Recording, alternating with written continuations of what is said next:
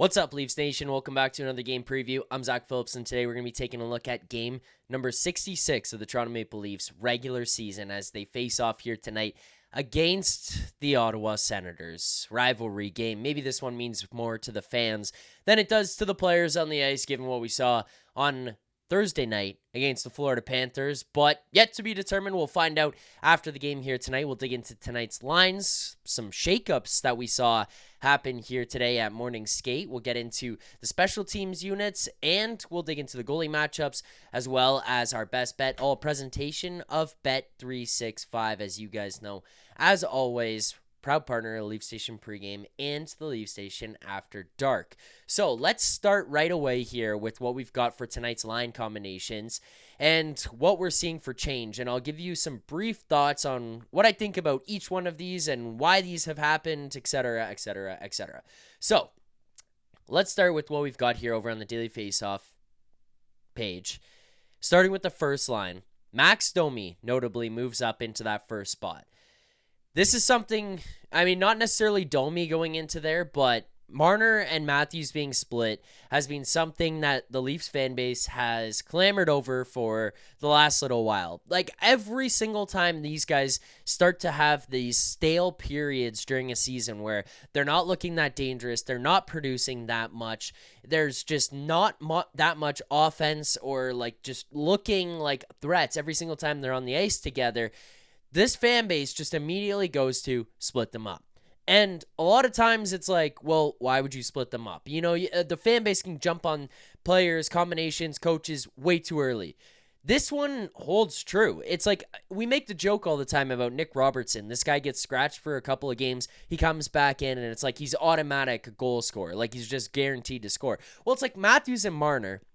They go stale for a period of time. You split them up. You play them on different lines. They go elsewhere. They have success on their own. You put them back together, and all of a sudden they're automatically on fire again, and then it goes stale. And it's like it becomes predictable. They force feed things, and it's just it's tough to watch, honestly. It's tough to watch when those two guys end up in these periods where it's just slow. I don't know, like predictable hockey is really the best way to put it. And I know I use that word over and over again here, but predictable is what they become.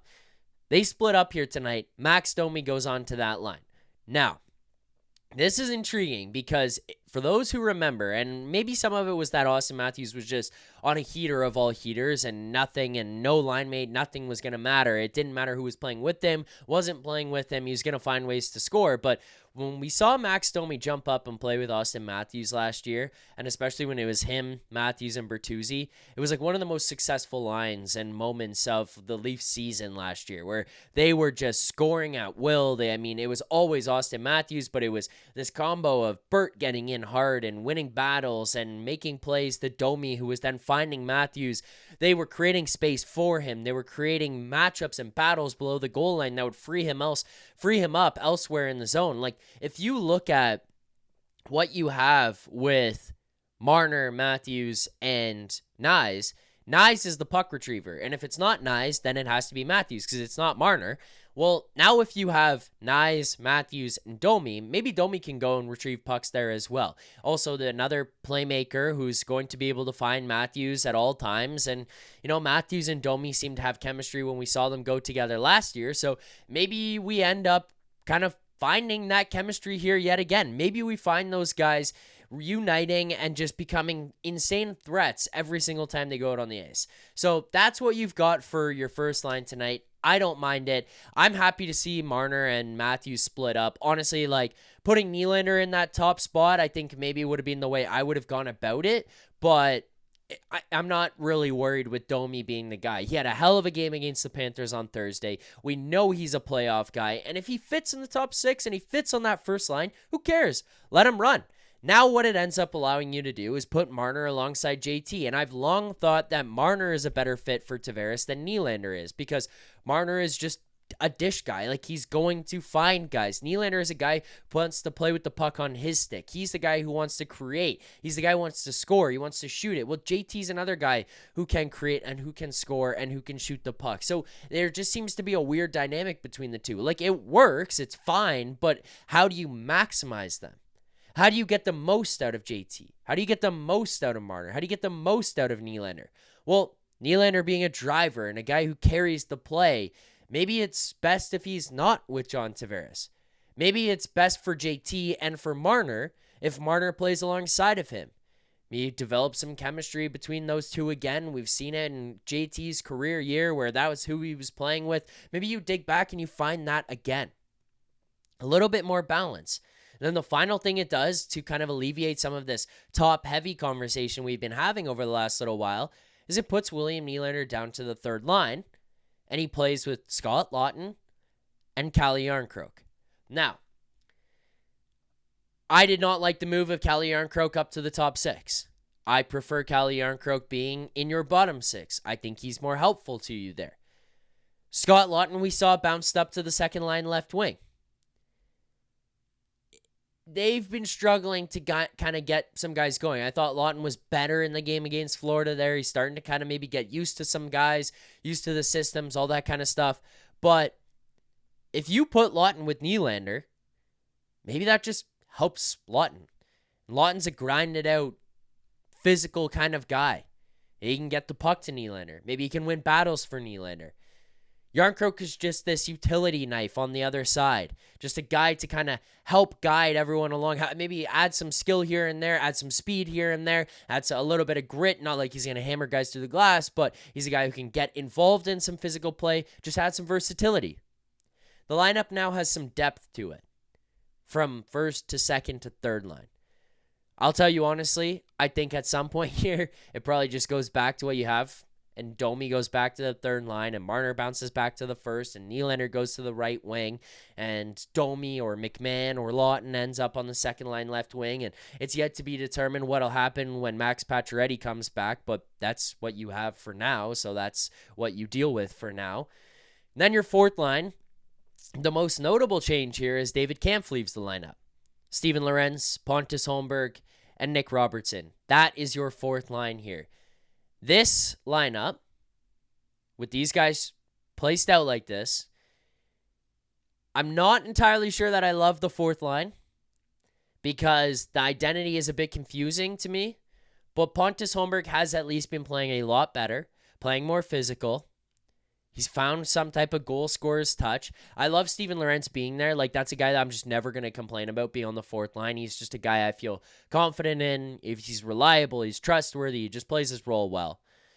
That is an interesting from 1 to 3. 4, not entirely sure. Nick Robertson is not your prototypical, like, fourth line guy. If he can find some scoring there on the fourth line, though, and it helps. It helps with some depth contributions. I don't know that this one lasts forever, though. I will say that. Those are your forward lines for tonight. A bit of a deeper dive into them than I thought I was kind of probably going to do there on this pregame show. But with that said, let's now jump over to what we've got for the defensive lines for tonight. And, as we would expect here, right?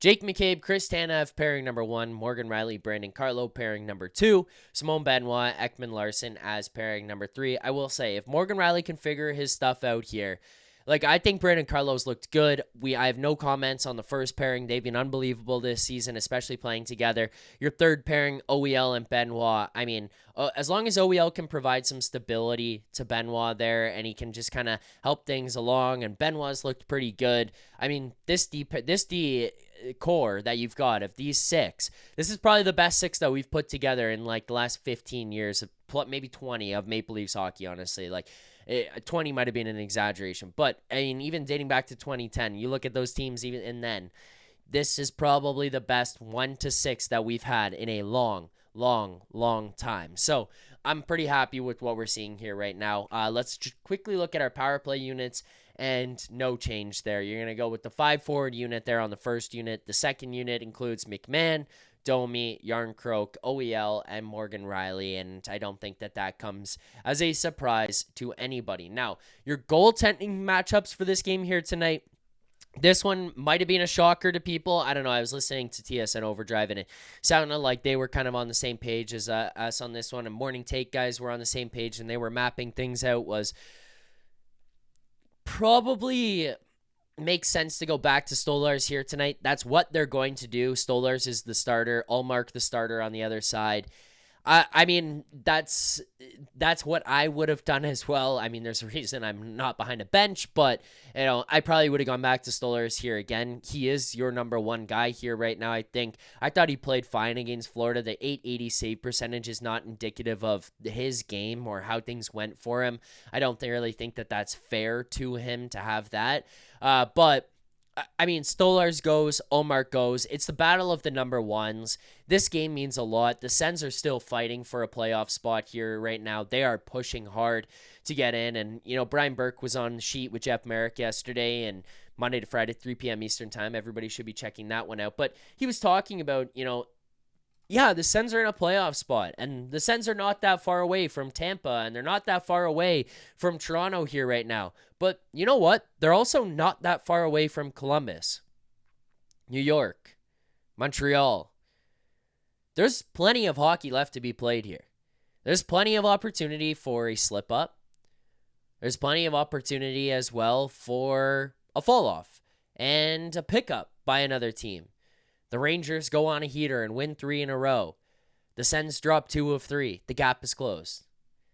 Anything can happen over a large set of games here remaining in the grand scheme of things. It's not like we're down in the final 6 or 7 games. There's 15 to 20 games left for some of these teams. There's opportunity for movement amongst the standings. This means a lot to the Sens. The Leafs are going to have to be ready to play. With that, let's now get to our best bet presented by Bet365. Breaking news from Bet365, where every nail-biting overtime win is a barn burner. Every face-off hat trick, power play, shot on goal, penalty shot, and every suspenseful minute in between is amazing. Whatever the moment, it's never ordinary at Bet365, an official partner of the NHL. Download the Bet365 app. Use the code NATION, N-A-T-I-O-N. That's code NATION, N-A-T-I-O-N, all caps, to get in on the game. Must be 19 or older. Please play responsibly. So we're going to go over to the Bet365 page here. If you've been following along with the best bets over the entire course of the season, you've bet every single bet that we have given out through 65 games this season. You've bet the same units, the prices, all over at Bet365. You'd walk away so far with a profit of $523. That is up 5.23 units on the season. Yeah, our record is well below 500. We're losing more bets than we are winning, but we're winning at bigger plus money. We gave out Steven Lorentz plus 1,400 last game. It loses, but the fourth line looked good. Steven Lorentz looked decent out there. Doesn't cash, but those are the types of swings we're taking. Tonight, not so much a swing. We're going to keep this one simple. We saw some line shakeups. I went in depth about what I liked about each line and how guys are playing together and matching up. Well, someone in this market has been taking a lot of heat over the last little while, and that person is, it's usually Mitch Marner, and he's getting that heat, but it's not the guy for me here tonight. It's Auston Matthews. I'm looking for Auston Matthews to respond. Anytime goal plus 100 here, $75, a three-quarter unit to profit $75. Look, Auston Matthews is a guy that we know has traditionally done pretty well against the Senators, and it feels like this is a game here tonight where he could get up for it, and he could get all fired up and ready to go and jump out early and kind of take control of the game, because he's not really done it so far this season. He's the captain of the team. He didn't take media availability after the game on Thursday against the Panthers. There's a lot going into this right now that's leading to Matthews, you need to step up and you need to be better. His line mates have changed. Marner's off his line. He's going to go out there and play with Domi. Maybe Domi just finds a way to get this guy going. Maybe Domi is a spark plug alongside of him and brings a level to the game that he just doesn't get playing with Mitch Marner. So Auston Matthews, anytime goal is tonight's bet. Don't overthink it. It's just an Auston Matthews anytime goal plus 100. I'm riding with that one. That's tonight's best bet. Look, reality is, if you want to look somewhere else in the lineup, probably a spot that you could dig into would be like a Nick Robertson anytime goal. It's entirely dependent on the price. And I mean, I was looking at Bet365 to see what they had, and I'm scrolling through again here. I don't see Robertson listed right now, but we all know how this works. Nick Robertson comes back, Nick Robertson scores a goal. So if that's the spot you want to look to, I wouldn't hate it. It's just not my best bet for tonight. That'll do it for me here on the pregame show. If you did enjoy this, make sure to hit that like button. Subscribe here to the channel. We are now 38 subscribers away from 15,000 subscribers here on the channel. I want to hit that number today. It's St. Paddy's Day. People are in a good mood. We're wearing the hat. We've got Guinness t-shirts and probably going to Greta and drinking that later tonight after the postgame show and celebration. But I want to hit that 15,000 here tonight. You're in a good mood. We're feeling good today. The weather is changing. It's warmer outside. Golf is just around the corner. Think about that. In like 2 weeks' time, potentially here, you're waking up on a Saturday morning. Oh, the Leafs play tonight, but you're going to the golf course to get ready for the game that night. What a beautiful sight that is. Then maybe you hit a patio beer, you come back, you watch the Leafs pregame video, you place your bets at Bet365, you sit down, you watch the game that night, Leafs win, you ride off into the sunset because you've subscribed here to the channel. You got a notification. You didn't miss the pregame video. You didn't miss the postgame show. We've got it all here on this channel. Thank you so much for watching. Thank you for the support. Thank you for subscribing, as those of you who weren't already just did. We look forward to seeing you guys for tonight's edition of Leafs Nation After Dark following the Leafs-Sens game. Until then, keep believing. For more content just like this, including game previews, post-game live shows, Leafs Morning Take Monday through Friday with Nick Alberga and Jay Rosehill with special guests, as well as instant reaction videos, make sure to be subscribed here to the Leafs Nation YouTube channel. Turn on notifications so you don't miss anything, and drop a like.